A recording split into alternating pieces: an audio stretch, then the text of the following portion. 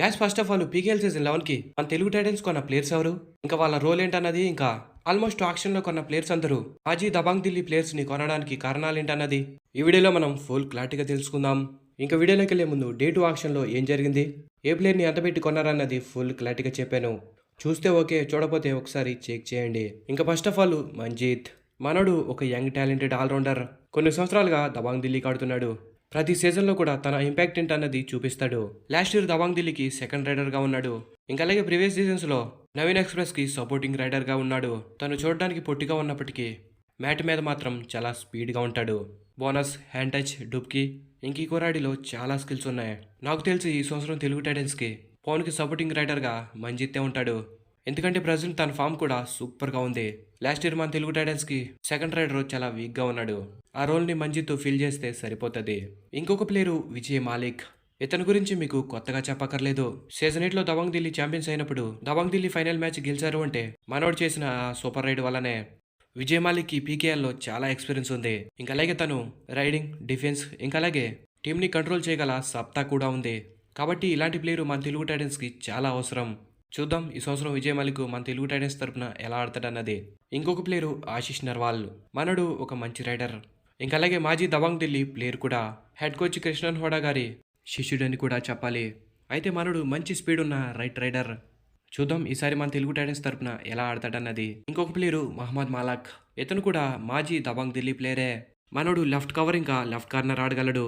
ఇంకా అలాగే రైడింగ్ కూడా చేయగలడు. నాకు తెలిసి ఈ సంవత్సరం ఇతని పేరైతే బయటకు వస్తుంది. ప్రీవియస్ సీజన్స్లో మనోడికి అవకాశాలు రాక తన టాలెంట్ని ప్రూవ్ చేసుకోలేకపోయాడు. ఈ సంవత్సరం మన Telugu Titans left corner position పర్ఫెక్ట్గా సెట్ కాలేదు కాబట్టి ఇతనికి కూడా ఛాన్సులు అయితే వస్తాయి. ఇంకొక ప్లేయరు అమిత్ తన్వార్. మనోడు ఒక మంచి ఆల్రౌండర్ అని చెప్పాలి. అటు డిఫెన్సు, ఇటు రైడింగు రెండు డిపార్ట్మెంట్లోనూ కూడా మంచిగా రాణించగలడు. ఇంకా అలాగే ప్రీవియస్ సీజన్స్లో జైపూర్ ఆడిన అనుభవం కూడా ఉంది. చూద్దాం ఈసారి మన తెలుగు టైటన్స్ తరపున ఎలా ఆడతాడన్నది.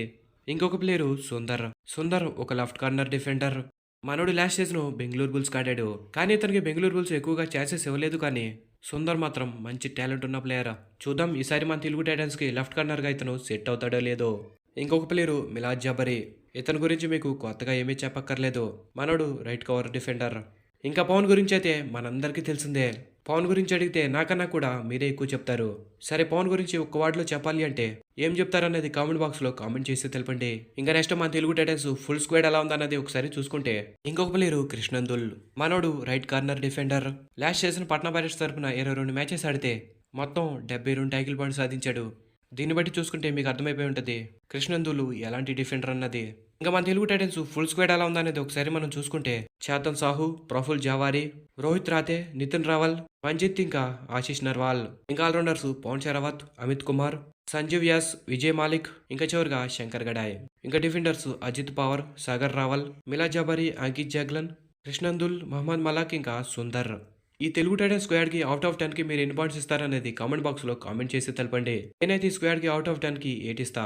ఐ థింక్ ఇది ఇలా ఉంటే పీకేఎల్ సీజన్ 11 ఆక్షన్ తర్వాత మన తెలుగు టైటన్స్ ఆక్షన్లో కొన్న ప్లేయర్స్ని చూసి ప్రతి ఒక్కరు ఇది తెలుగు టైటన్స్ టీమా లేక దబాంగ్ ఢిల్లీ టీమా అని అంటున్నారు. ఎందుకంటే ఈసారి మన తెలుగు టైటన్స్ ఆక్షన్లో ఎక్కువగా మాజీ దబాంగ్ ఢిల్లీ ప్లేయర్స్ని కొన్నారు.